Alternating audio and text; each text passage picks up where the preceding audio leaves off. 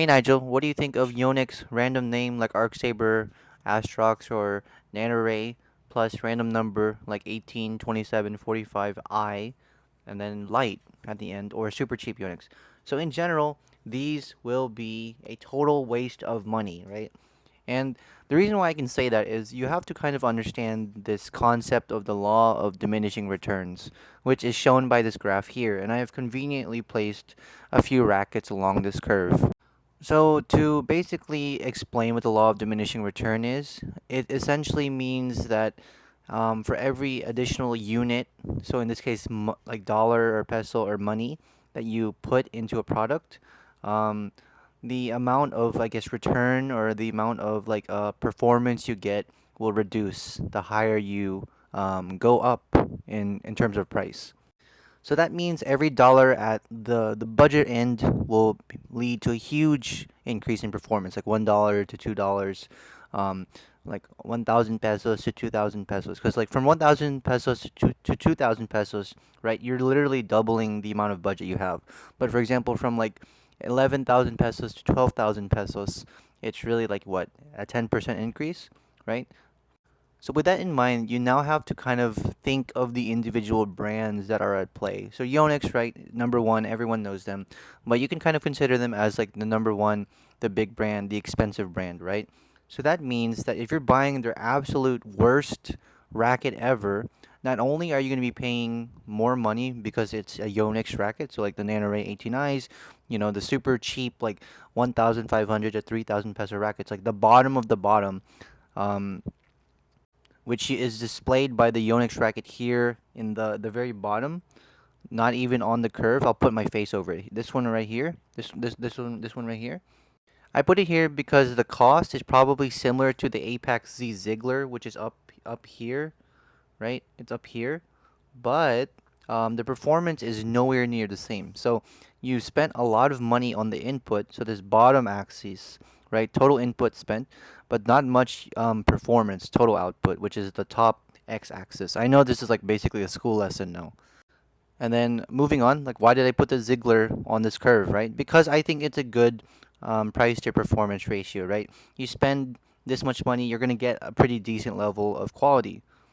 So as you go further up, I guess the axis, up the curve, right? As you spend more money, you'll begin to hit the point of diminishing return, which I characterized as like the Astrox 100 Tour Endgame. So like the game and tour series, right? That's kind of where Yonex's value curve, in my opinion, tends to level off, right? And so here we have a few rackets at the point of diminishing return, right?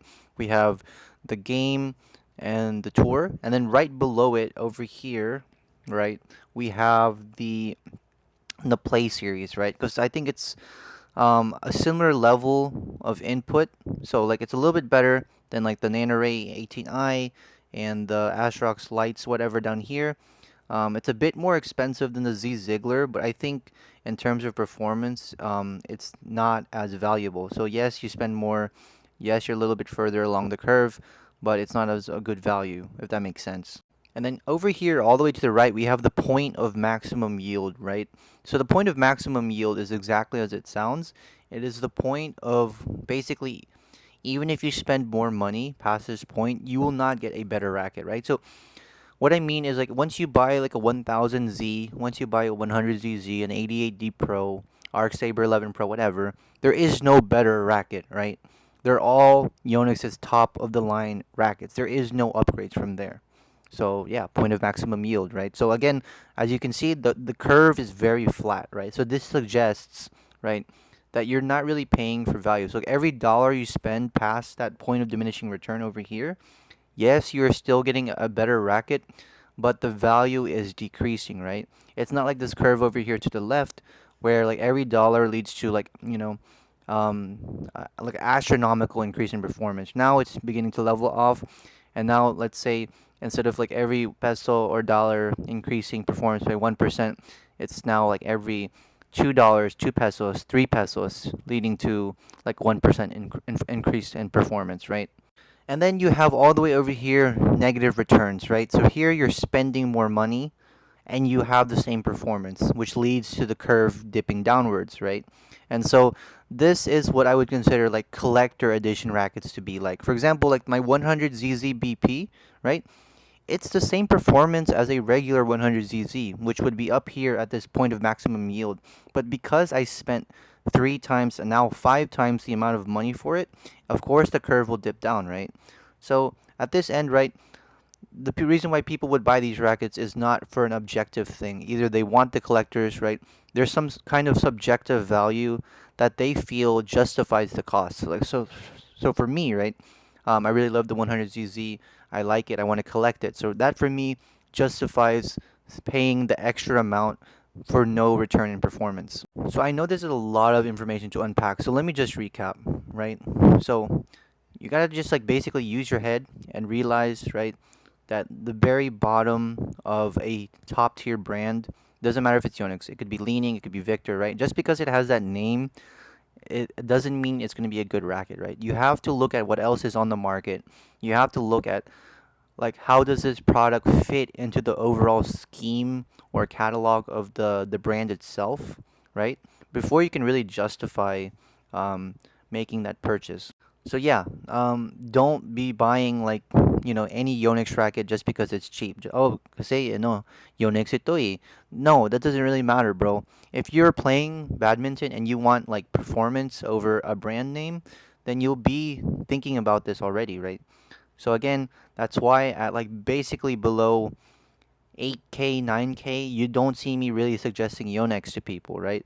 I'm suggesting Apex, right? I'm suggesting Protec. I'm suggesting other brands where, 7, 8, even 5K, 6K, that is still here in this left side of the curve because these brands are not marketing towards the top end.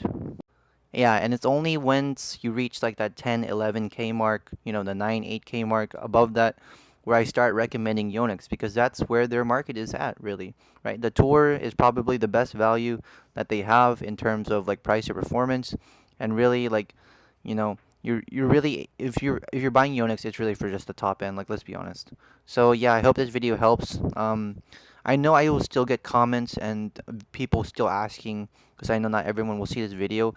But now at least I have this video, so I'll just be pointing them to this.